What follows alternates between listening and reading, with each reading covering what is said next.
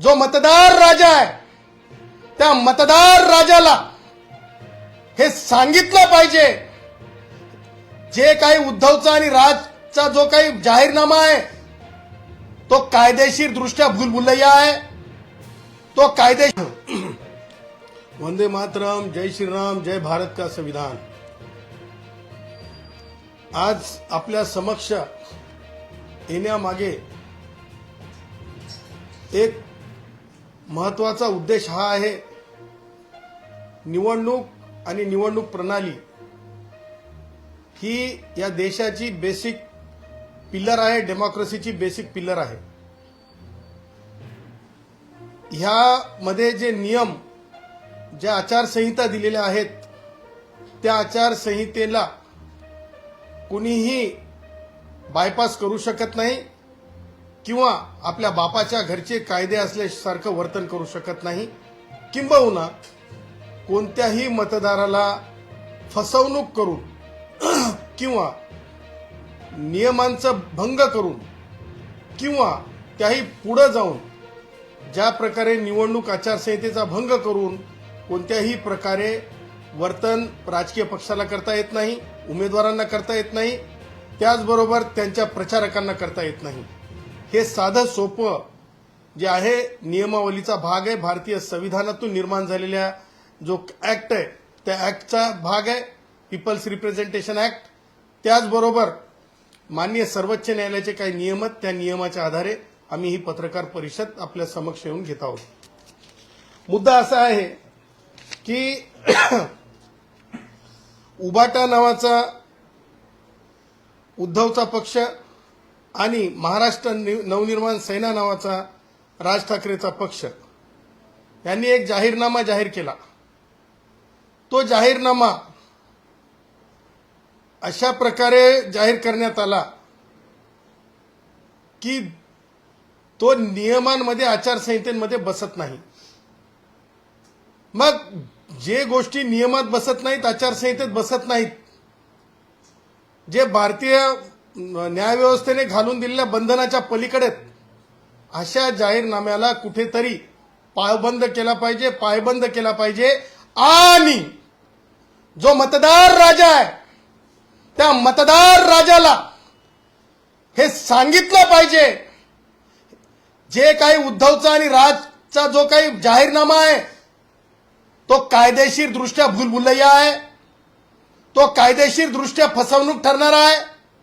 आणि त्यामुळं आमचं मतदार म्हणून मुंबईतले, बॉम्बेतले आमचं आधी कर्तव्य आहे की ज्या गोष्टी आपल्याला ज्ञात होतात त्या गोष्टी इतरांना ज्ञात करून देणं हे कर्तव्याचा भाग आहे। आणि म्हणून ज्या राज ठाकरे आणि उद्धव ठाकरेंनी जे जाहीरनामा केला त्यांच्या विरुद्ध आम्ही राज्य निवडणूक आयोगाकडे तक्रार केलेली आहे। आणि त्या तक्रारीमध्ये आम्ही म्हणलेलं आहे, शिवसेना उभाटा व महाराष्ट्र नवनिर्माण सेनेच्या प्रस्तावित संयुक्त जाहीरनाम्यातील असंविधानिक, बेकायदेशीर व आर्थिकदृष्ट्या अमान्य मोफत सवलती लाभ याबाबत तक्रार, संविधान, माननीय सर्वोच्च न्यायालयाचे बंधनकारक निर्देश, आदर्श आचारसंहिता तसेच लोकप्रतिनिधित्व अधिनियम 1951 अंतर्गत भ्रष्ट निवडणूक प्रथा ठरवून दंडात्मक कारवाई व अपात्रता लागू करण्याबाबत असा आमचा विषय आहे। आणि त्या विषयासोबत आम्ही पुढे जाताना आम्ही स्पष्ट केलेलं आहे एक की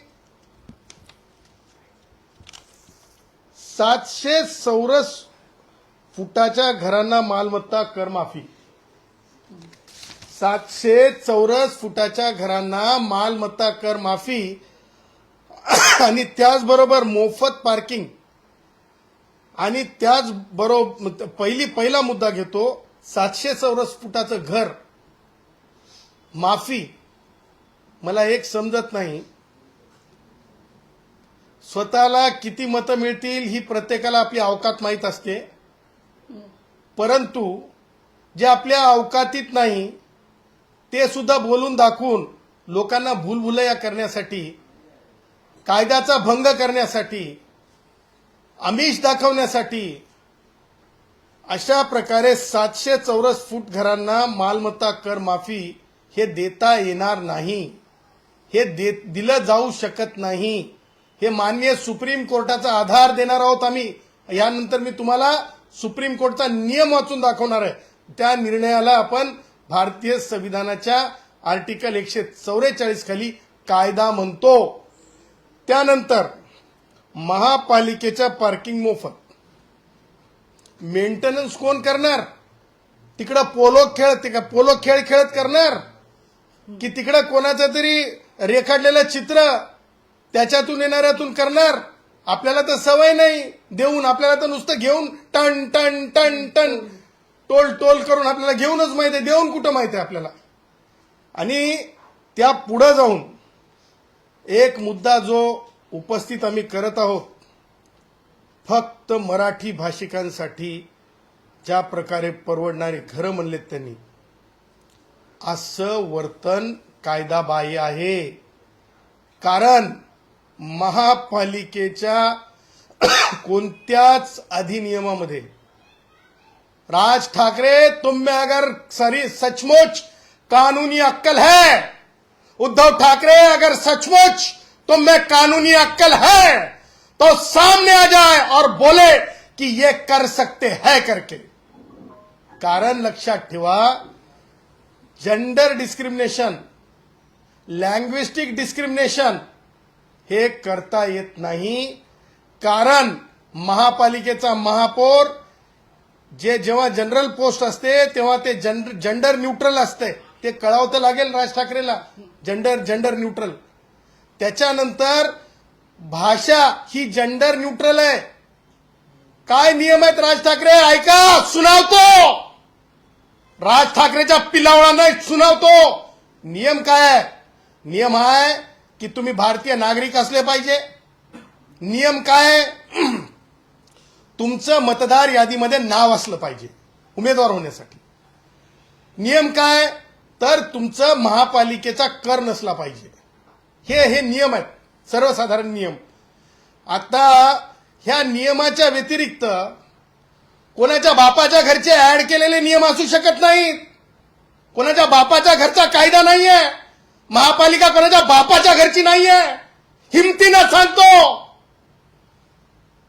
बंबई के अंदर, मुंबई के अंदर जो भी बसा है, जो भी अपना कारोबार करता है, जिस लंबे समय से फिर गुजराती भाई हो, जो उत्तर भारतीय भाई हो, कोई भी भाई हो, किसी भी भाषा से संबंधित भाई हो, पर वो बंबई का मतदार हो, वो नगर सेवक भी बन सकता है, वो महापौर भी बन सकता है और वो वोटिंग भी कर सकता है.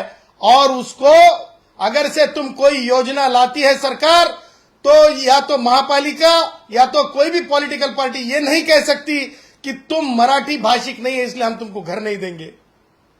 ह्या अशा प्रकारचं चुकीचं जाहीरनामा, चुकीचा मॅनिफेस्टो, नियमबाह्य मॅनिफेस्टो यांनी केलेला आहे. आणि म्हणून आम्ही राज्य निवडणूक आयोगाकडे तक्रार केलेली आहे. उद्देश आहे की मतदारांवर प्रभाव टाकण्याच्या उद्देशाने कोणत्याही कायदेशीर अधिकार, अर्थसंकल्पीय मंजुरी किंवा आर्थिक परिणामाचे प्रकटीकरण न करता देण्यात येत आहेत. अशा प्रकारचे खोटे आश्वासनं, खोटे आमिष दाखवले जात आहेत. आता तक्रारीचं कारण सांगतो मी तुम्हाला. आम्ही कायदेशीर यांना सुनावणार आहोत. हम एक सुनाते हैं तो ये जगह पे बैठ जाते हैं, सोच में पड़ जाते हैं. आज भी ये सोच में पड़े होंगे. कारण जी लेकरं, जे औलादी, ज्यांना प्रॅक्टिकल काहीच माहित नसते, त्या दोन पोरांनी म्हणे ते काय जाहीरनामा तयार केला आणि ते दोन बापांनी म्हणे समोर, दोन चुलत्यांनी, म्हणजे एक याचा बाप आणि एक त्याचा बाप, ते घेऊन ते जाहीरनामा बसलेत. अरे बाबा नो, काय असतंय संघर्ष, काय असतंय सिविक लाईफ, कशाला म्हणतात नाले सफाई? औलादींना माहित आहे का कशाला म्हणतात? गटर सफाई. टेंडरवर टेंडरची चर्चा केल्याच्या नंतर कायद्याचं ज्ञान ब्रेनच्या अंडर होत नसतंय. आणि म्हणून तुम्हाला सांगतो, बालिशपणा आहे. त्या लेकरांना माहीतच नसेल बिचाऱ्यांना. त्यांनी काहीतरी इकडून तिकडून हँकी फँकी फँकी फँकी ते फ्रँकी खाल्ल्यासारखं. वडापाव खानेवाली बंबई आहे भाय, फ्रँकीवाली नाहीये भाय. आणि तुम्हाला सांगतो ते केलेलं आहे. पण ते कायदेबाह्य कसं आहे. माननीय सर्वोच्च न्यायालयाने मोफत सवलतीबाबत स्पष्टपणे निर्देश दिलेत. ते म्हणजे एस सुब्रमण्यम बालाजी विरुद्ध तामिळनाडू 2013 9 SCC 659 याच्यामध्ये स्पष्टपणे सांगितलेलं आहे की कायदेशीर आधाराविना सार्वजनिक निधीतून सवलती देणे हे संविधानिक शासन व आर्थिक शिस्तीला बाधक आहे. काय शिस्त है मला सांगा. बंबई का जो टैक्स पे करता है, जो वड़ा पाव बेचता है, वो भी ऑनलाइन पैसा देता है, फिर भी वो GST भी भरता है. तो वो क्या, वो मेरा भैया होगा, तमिलनाडु का होगा या तमिली भाई होगा या गुजराती भाई होगा, क्या कसूरवार है, क्या गुनहगार है. हमारी महाराष्ट्र की मौसी अगर से भाजी पाला बेचती है, वो भी आजकल इसके ऊपर पैसा लेती है ऑनलाइन, वो इसके ऊपर ऐप के ऊपर. वो कसूरवार है. त्याच्यामुळे तुम्हाला सांगतो, अशा प्रकारे कोणत्याच म्हणजे आमिष देऊन मतदारांची फसवणूक केली जाऊ शकत नाही. आणि माननीय सर्वोच्च न्यायालयाच्या जे निवाडा आहे त्या निवाड्याच्या आधारे आम्ही तुम्हाला सांगत आहोत. त्याचबरोबर राजकीय पक्षांनी आश्वासनाबाबत निधीचा स्त्रोत, अर्थसंकल्पीय तरतूद व दीर्घकालीन आर्थिक परिणाम जाहीर करणे बंधनकारक आहे. हे दोन तिथं बसायले. संजूची तब्येत आता चांगली आहे वाटतंय, संजू बाबाची. हे दोन बसायले तर टवळक्या करायचं. अबे तुम्ही ते सांगा की बे, सांगा की रे भाई. आंबेडकरी चळवळीतली पोरं सांगतात, राष्ट्रीय स्वयंसेवक संघाच्या विचारातली मुलं अगदी शहाणपणाने सांगतात हे असं आहे असं आहे असं आहे. तुम्ही टवळक्या केल्यासारखं हसायले काय हे काय करायले. अरे मतदार काय तुमच्या खिशातला समजलाय का. या नाही चाले, या नाही चाले. राज ठाकरे, उद्धव तेरे को बोल रहे हम, या नाही चाले. पुढे जाऊन आम्हाला सांगायचंय, हे आदर्श आचारसंहितेचा भंग आहे. भारतीय संविधानाच्या 144 कलमान्वये हे भारतीय न्यायव्यवस्थेसोबत केलेला, त्या निकालासोबत केलेला द्रोह आहे. आणि म्हणून आदर्श आचारसंहितेचं उल्लंघन आहे. आणि त्याचबरोबर सार्वजनिक निधीच्या गैरवापरास व अधिकाराबाहेरील आश्वासनांना मनाई करते. त्या पुढे जाऊन मला सांगायचं आहे तुम्हाला की भारतीय संविधानातील आर्टिकल 14चा भंग आहे. भाई महापौर बनेगा गुजराती भाई, अगर से गुजराती भाषा येते म्हणून, गुजराती भाषिक आहे म्हणून महापौर होऊ देणार नाही. उत्तर भारतातला आहे म्हणून महापौर होऊ देणार नाही. हे कोणती गोष्ट आहे मला हे समजत नहीं. अरे अपने गिरेबान में झांक के देखो राज ठाकरे, हम तो नहीं, ये किसी पत्रकार भाई ने आपका रिपोर्ट बनाया था किताब के आधार पे. परप्रांतीय ठाकरेंचा पंचनामा, तुम्ही जसा सामना करता तसा तुमचा पंचनामा झालेला आहे रे भाई. आणि मग तुम्ही कुठले आहे. ठाकरे मूळचे बिहारी असल्याचा हाच तो पुरावा. हे आम्ही म्हणत नाही. अरे भैया हम ये कहते हैं अपना पुरखों की तो रखो. अरे तनिक इतना तो सोच लो यार.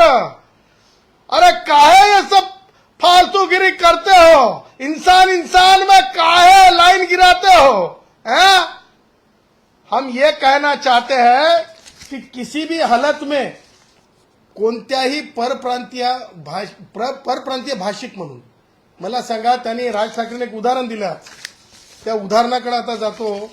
आणि ही खरं तर ही सर्जरी करणं आवश्यकच होतं, चिरफाड करणं आवश्यकच होतं. आज राज ठाकरे म्हणतो बडोद्यात सगळे महापौर गुजराती का होतात. राज ठाकरे, मैं नहीं तुम्हारे को उस तरह से क्रिटिसाइज करना चाहता हूं क्योंकि हर किसी को डेमोक्रेसी में बोलने की इजाजत है. याचा अर्थ राज ठाकरे उचलली जीप लावली टाळाला, उचलली जीप लावली टाळाला समजत नाही. मला सांगा, महाराष्ट्र तशाच प्रकारचे, गुजरात तशाच प्रकारे उत्तर भारत आहे.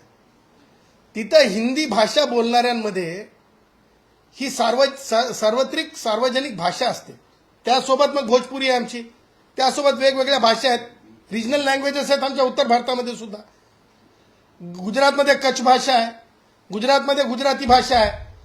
याचा अर्थ गुजराती म्हणून तिथं महापौर होतो का? राज ठाकरे 97वी घटना दुरुस्ती वाचावी, 74वी भारतीय संविधानातली घटना दुरुस्ती वाचावी.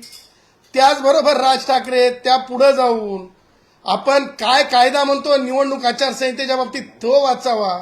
हे सगळं न करता ज्या प्रकारे राज ठाकरेंनी हे वर्तन चालवलंय हे कायदेशीर कायदाबाह्य आहे असं आमचं स्पष्ट मत आहे. आणि त्या पुढे जाऊन आम्हाला हे म्हणायचं आहे की राज ठाकरेच्या ह्या सगळ्या आणि उद्धव ठाकरेच्या या सगळ्या कर्तृत्वाला आम्ही जे आहेत स्पष्टपणे सांगत आहोत की ही गोष्ट लोकप्रतिनिधित्व अधिनियम 1951 अंतर्गत भ्रष्ट निवडणूक प्रथा, परत सांगत आहे, लोकप्रतिनिधित्व अधिनियम 1951 अंतर्गत भ्रष्ट निवडणूक प्रथा लाच कलम 123(1) मत देण्यासाठी भौतिक लाभांचा ऑफर आश्वासन देणे ही लाच ठरते. खालील आश्वासने मोफत पार्किंग, मालमत्ता कर माफी, अवाजवी प्रभाव ह्या सगळ्या गोष्टी याच्यामध्ये मोडतात.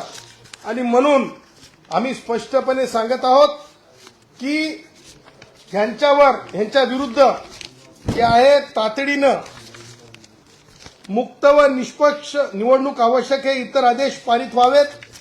आम्ही निवडणूक आयोगाला ही विनंती केलेली आहे की म्हणजे एकदम इम्पार्शल अशा प्रकारची निवडणूक झाली पाहिजे. निवडणुकीमध्ये खोटे आश्वासनं नसले पाहिजे, अशी निवडणूक झाली पाहिजे. आणि त्यापुढे आम्ही माननीय निवडणूक आयोगाला म्हणलेलं आहे अंतिम निर्णय होईपर्यंत प्रतिवादींना सदर जाहीरनामा प्रचारित करण्यास मनाई करण्यात यावी. या प्रचार या जाहीरनाम्याचा थांबवावा अशी देखील मागणी आम्ही माननीय निवडणूक आयोगाकडे केलेली आहे.